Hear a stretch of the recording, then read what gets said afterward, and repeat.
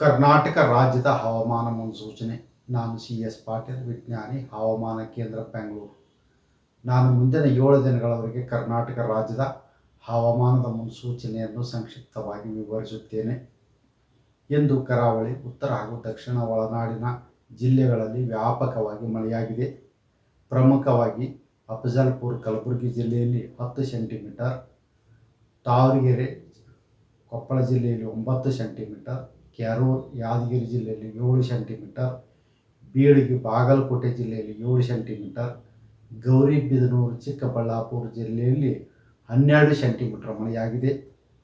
ಈಗಿರುವ ಹವಾಮಾನದ ಸಿನಾಪ್ಟಿಕ್ ಸ್ಥಿತಿ ಏನೆಂದರೆ, ಸರ್ಕ್ಯುಲೇಷನ್ನು ಉತ್ತರ ಒಳನಾಡಿನಲ್ಲಿ ಇದ್ದು ಅದು 4.5 ಮತ್ತು 5.8 ಕಿಲೋಮೀಟರ್ ಎತ್ತರದ ಮಧ್ಯದಲ್ಲಿ ಇದೆ.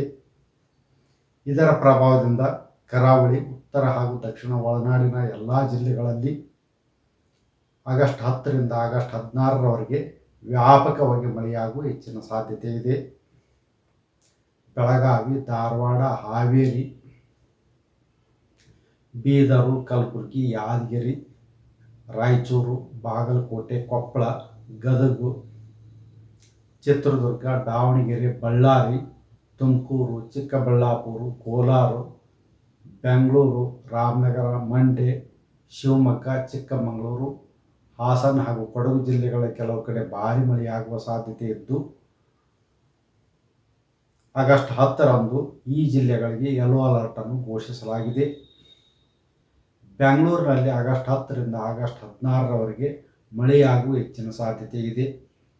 ನಾನು 86 kg ಇದ್ದವಳು 71 kg ಬಂದಿದ್ದೀನಿ. ವಯಸ್ಸಾದ್ಮೇಲೆ ಸ್ಮಾರ್ಟ್ ಆಗಿ ಕಾಣ್ತೀರಾ ಅಂದ್ರೆ ಜಿನ್ನಿ. 126 kg ವೇಟ್ ಇದೆ. ನಾವು ಈಗ 114 kg ಲೆಕ್ಕ ಬಂದಿದ್ದೀವಿ. ಯಾವುದೇ ಸೈಡ್ ಎಫೆಕ್ಟ್ ಆಗಿಲ್ಲ. 84ರಿಂದ 50 kg ಬಂದೆ. ಆಮೇಲೆ ಸಣ್ಣಗೆ ಫಿಟ್ ಆಗಿದ್ದೀನಿ. ಅದಕ್ಕೆ ನಾನು ಯೂಸ್ ಮಾಡ್ತಾ ಇರೋದು ಜೀನಿ ಸ್ಲಿಮ್. 84ರಿಂದ 50 kg ಬಂದೆ. ಆಮೇಲೆ ಸಣ್ಣಗೆ ಫಿಟ್ ಆಗಿದ್ದೀನಿ. ಅದಕ್ಕೆ ನಾನು ಯೂಸ್ ಮಾಡ್ತಾ ಇರೋದು ಜೀನಿ ಸ್ಲಿಮ್.